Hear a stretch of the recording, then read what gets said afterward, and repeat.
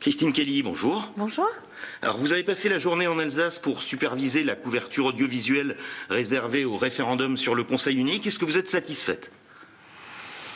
Est-ce que je suis satisfaite? Oui. Oui, pourquoi? Parce que je repars vraiment complètement différente de comme je suis arrivée. Pleine d'informations, pleine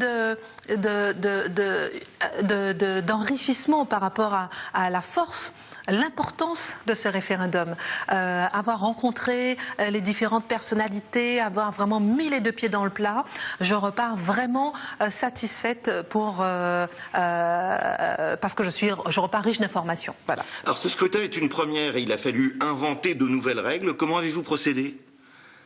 Alors, il a fallu inventer de nouvelles règles et c'est une première, puisque c'est la première fois effectivement qu'il y a cette fusion entre guillemets entre les deux conseils généraux et le conseil régional.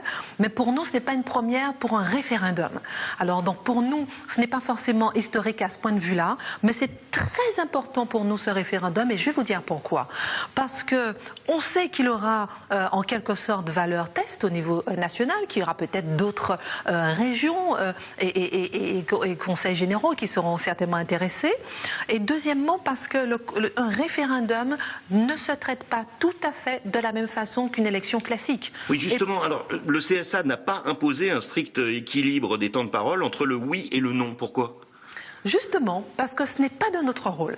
Et ça, on est venu l'expliquer. On sait qu'on l'explique déjà aux différents médias, il faut le faire entendre, et il faut aussi l'expliquer aux différentes formations politiques.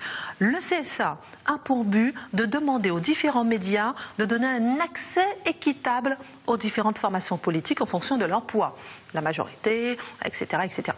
L'opposition, voilà, on aura l'UMP, le PS, le Front National, voilà. Alors, vous parlez des formations politiques, mais justement, dans le cadre de ce référendum, il y a de nombreux membres de la société civile qui interviennent également sur le sujet, notamment dans les médias.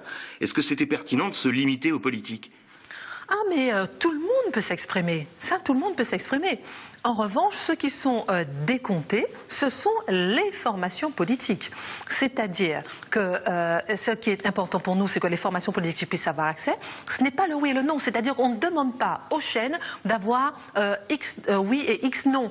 L'égalité entre le oui et le non. Non. Ça ne nous intéresse pas. Ce qui nous intéresse, c'est ce que la loi nous demande, c'est que les différentes formations politiques puissent avoir accès à l'antenne. Et puis la pluralité des opinions, c'est-à-dire on peut avoir des opinions diverses, de personnes qui puissent s'exprimer. Mais notre rôle et la compétence que nous a donnée la loi, c'est de veiller à ce qu'en pleine élection, 6 semaines avant les élections, c'est-à-dire que ça a commencé pour nous depuis le 25 février, ce décompte particulier, c'est que les formations politiques puissent avoir accès aux médias. Après, elles peuvent dire tout oui, ou elles peuvent dire toutes non.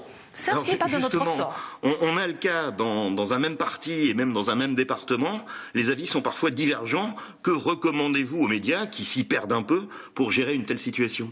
Très simple. Premièrement, les médias ne doivent pas faire l'élection.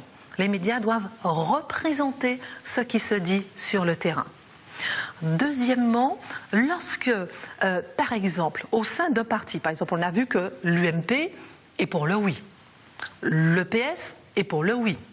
Chose absolument... pas tous. Dans le Bas-Rhin, pas tous, justement. Oui, pas tous, grosso modo. Oui, alors le UMP est pour le oui, le PS est partiellement pour le oui, parfois pour le non.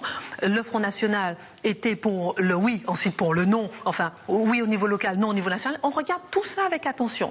Ce qui est important pour nous, c'est que lorsqu'au sein d'un parti, d'une formation politique, il y a distension, par exemple comme le PS, il faut qu'il y ait l'équilibre seulement à ce moment-là entre le oui et le non. C'est-à-dire que si tout l'UMP dit oui, il faut les laisser effectivement s'exprimer. Et si au niveau du PS, il y a une tendance oui-non, il faut qu'il y ait l'équité entre le oui et le non. Voilà. Alors une dernière question qui nous touche plus directement à Alsace 20 pour finir. Le nouveau président du CSA a affirmé que le changement de numérotation des chaînes locales était, je le cite, injuste et pénalisant. Est-ce que vous allez revenir sur cette décision ? On n'en a pas encore discuté en plénière. Le nouveau président du CSA est là depuis 6 semaines.